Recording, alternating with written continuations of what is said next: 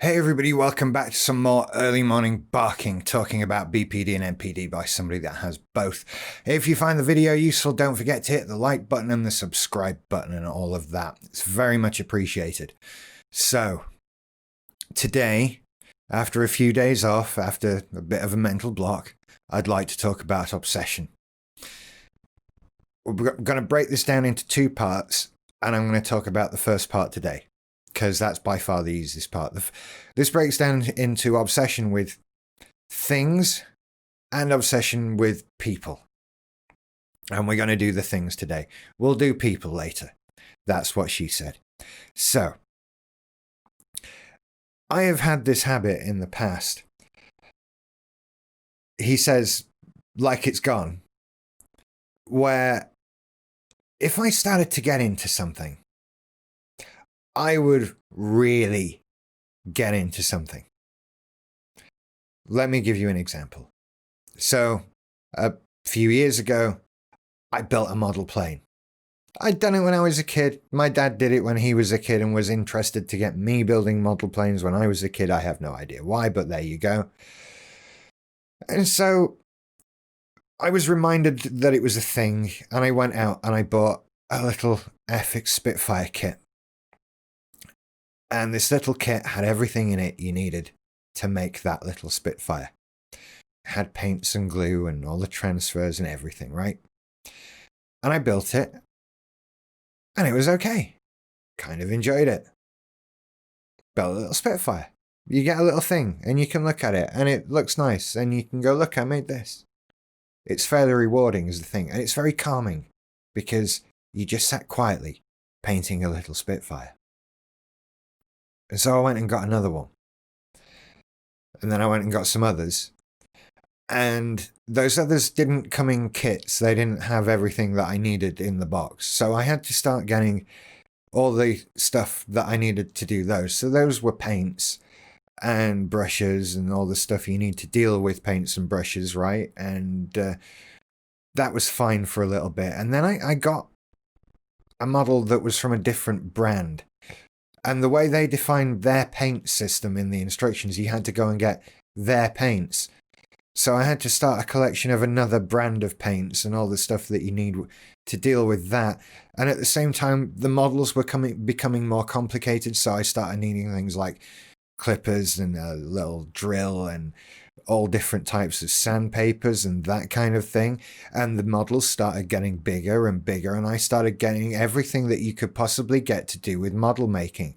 And then I moved on to an airbrush and got an airbrush with a big pump and started building things that you could airbrush stuff in.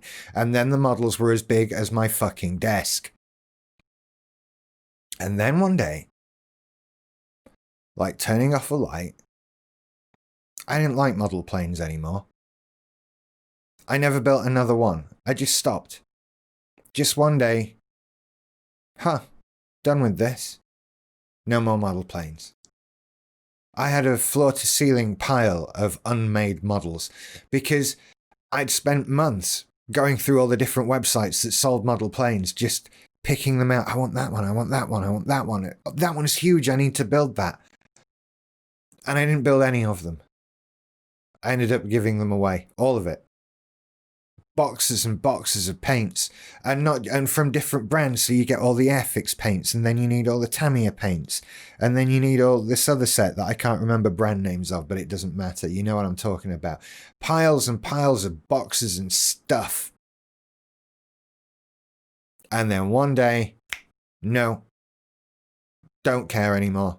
Can't be bothered. Don't want to do that anymore. And then time kind of went by for a bit. And I discovered vaping, right? Kids, vaping's for stopping smoking. That's it. I believe it's very good for that, actually. It's a recommended way I would give you to give up smoking, which you should do, because that's very bad for you. But getting into vaping is an entirely different state of affairs. that's when the boxes come out again, because you don't just need one vape thing and you're going to vape on that and stop smoking and that sort of thing. No, you then need this other one that is quite similar to the one you've got, but it charges with a different power lead.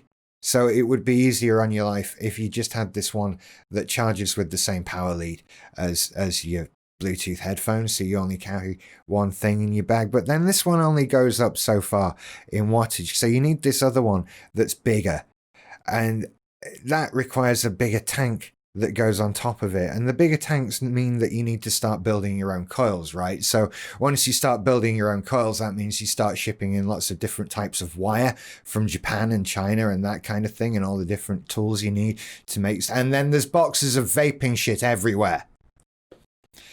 And then one day, you're sat happy as anything, building a coil, getting your little vaping thing ready, and the switch goes. And you look up and you think, I'm surrounded by vaping shit. What the fuck is going on? And you don't care anymore. I haven't built a coil for years. But I became completely obsessed with it. I was the vaping guy for a bit, just like I was the model guy for a bit. And these little obsessions come and go. They tend to stick in different areas. There are obsessions that stay around, right? Like movies, TV, and gaming. Gaming's been around my entire life. That's not going anywhere. But it's equally as much as an obsession as these little flights of fancy that I get from time to time. Learning to play guitar, that was another one. Not that guitar, a different guitar. Got the guitar, get all the things with it, get all the books. You need this pedal, you need this thing that lets you do sliding up and down the neck. Could I do the sliding up and down the neck thing with the glass bottle on my hand? Could I? Fuck. But I bought the thing that lets you do that. It's this obsession thing. It just comes along. You don't know what it's going to hit with. And it makes you very cautious about getting into anything. It kind of steals that a little bit from you, but when you do get into something, man, do you jump into it. Running, that was another one for a while. I decided I'm going to go running, so I went to JD Sports and bought all the tracksuits and trainers and hoodies and a little iPod thing. What was it? A Nike... They haven't made them for years because the world moved on. A Nike thing that you put in your trainer laces and it tracked how far you ran and did things with your iPod. And I had a bag that went round your waist with water bottles in and stuff, ran like 3 times. Yeah. Short little flights of fancy. These little, what am I going to do? That thing. And it brings you all kinds of things, right? These obsessions. There's lots of positive benefit to them in the short term. You get the reward of finding this new thing. There's the dopamine hit that you get from that, right? You found a thing and you might genuinely like it. And then it gives you this excuse to have all these other things associated with it. The retail therapy satisfaction surrounding these new obsessions is incredible. You've got justifiable reasons to buy so much crap you didn't need a month ago.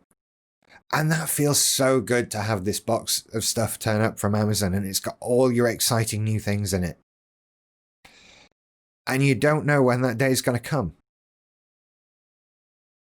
Now, there are things I don't think that day is ever going to come with. I don't think I'm going to just decide one day I don't ever want to play another video game or see another movie or stuff like that. They're sort of a constant throughout my life. And I would like to find other things that fit into that constant. Playing music generally on a guitar I can play and stuff like that. It's always been there. It's always up to obsession levels. But with these things, they come in peaks and troughs. They never go away. The shorter ones come on really heavy and then just switch off immediately. Looking at it analytically, it's kind of obvious which things are going to be the temporary ones. I mean, model planes, for God's sake, where does that fit into anything? That makes no sense. As if I was going to get into model planes. The guitar one seemed reasonable, right? That seemed reasonable. And to be honest, if it was still here in my house, I would have probably picked that up again during lockdown. But that's a different matter. Vaping. Jesus Christ. That's the most embarrassing one. That's the one I wish I hadn't done, if I'm honest with you. But they were never gonna work. They were never gonna stick. It's obvious which things stick now. And so I don't really move outside of them. It's been a long time since I've found a new obsession, a new hobby, something to get involved with that much. I like the ones I've got, and I kind of just want to stick with those. Maybe there's a couple of new things that I'll discover in the world that might become permanent. It's got to be worth a go, right? I feel fairly upbeat. I know it becomes a problem when things just switch off. But at the same time, I kind of like diving into things. I do kind of enjoy it. It's a fun, nice feeling. And they get a bit thin on the ground sometimes. So, yeah, suddenly deciding I'm going to spend a lot of time making model planes sometimes feels pretty good. And it's sometimes good to have that thing to care about or drive you on and keep you going forward. I think you just have to be aware that a crash is a possibility. And again, a crash, that's not really the right word to use, because I didn't experience any emotional crash with this. I didn't get sad that I didn't like planes anymore. I just didn't care. It just went off. So I suppose the lesson is don't get involved in anything too expensive, right? There's only so much you can spend on little model planes. You know, maybe if your obsession becomes like photography or filmmaking, I mean, I don't know. You might end up spending a lot of money before you decide this thing isn't for you. Try and identify these things. I think they're fairly obvious. Vaping. I made my own vape liquid. I had syringes for measuring things and boxes upon boxes of flavoring liquids. What the hell? Obsession. And then one day, gone. I want to know what weird obsessions you've had. Tell me in comments. That's just occurred to me. I can't be the weirdest. None of that was particularly weird. Tell me your weird ones. We've got to have fun with this, right? Anyway, you take care. I'll see you later. Bye-bye.